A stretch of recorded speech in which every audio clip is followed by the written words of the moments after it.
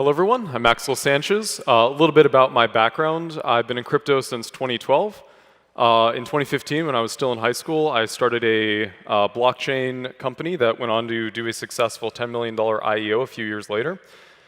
And I've watched crypto exchanges evolve from a little buggy PHP site running on somebody's old repurposed desktop in their basement to a $100 billion plus industry that's disrupting global finance and challenging and pushing regulations to the brink of what we ever thought we would see. And today, I'm going to take the next 5 minutes and share with you a little bit about what I've learned about liquidity and how the markets function, both in traditional finance and in cryptocurrency. And we're going to look at how technology today, in the last couple of years with the advent of DeFi, has been transforming liquidity, markets, and making them more democratized, efficient, transparent, and fair. So first of all, what is liquidity? Most of you are probably familiar with the term, but liquidity is essentially how easy it is to get into or out of a position in a given market for a given asset. And why is that important? Well, let's take Bitcoin, for example. Bitcoin is a highly liquid market. And what that means is if I want to buy $100,000 worth of Bitcoin, I'm not going to move the price very much. I'm not going to be fighting against myself as I push the price up and buy into the market.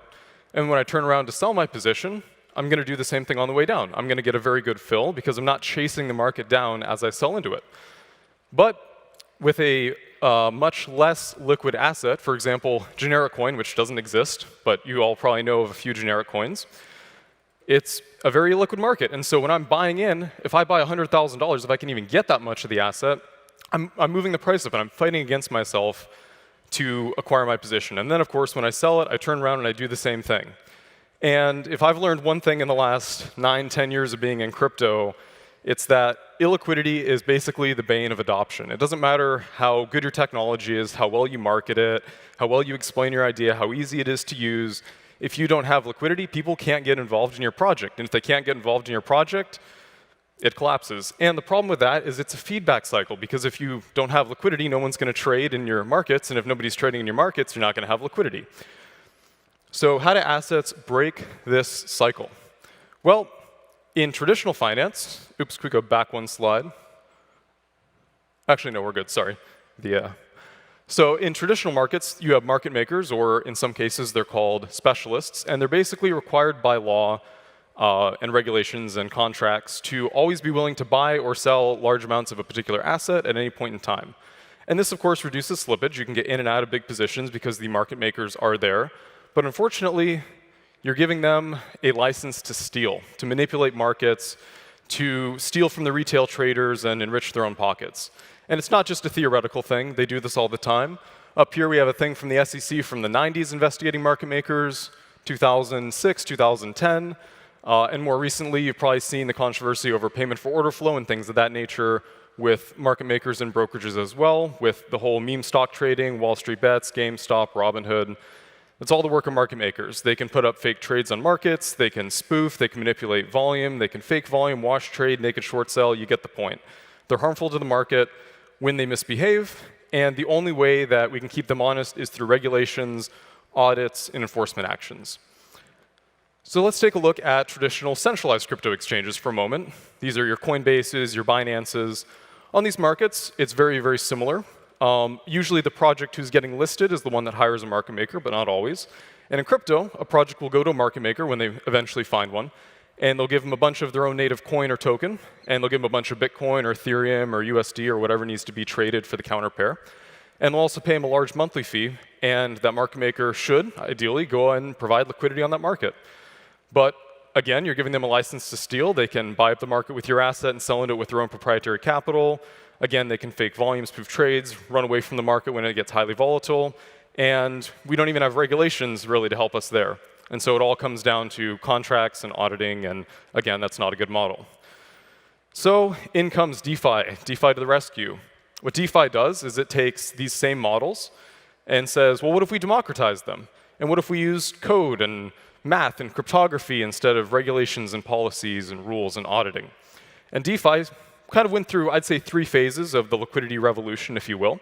The first phase was your decentralized exchanges, particularly your curve-based decentralized exchanges, where essentially everybody was able to crowdsource their liquidity together and act as the exchange.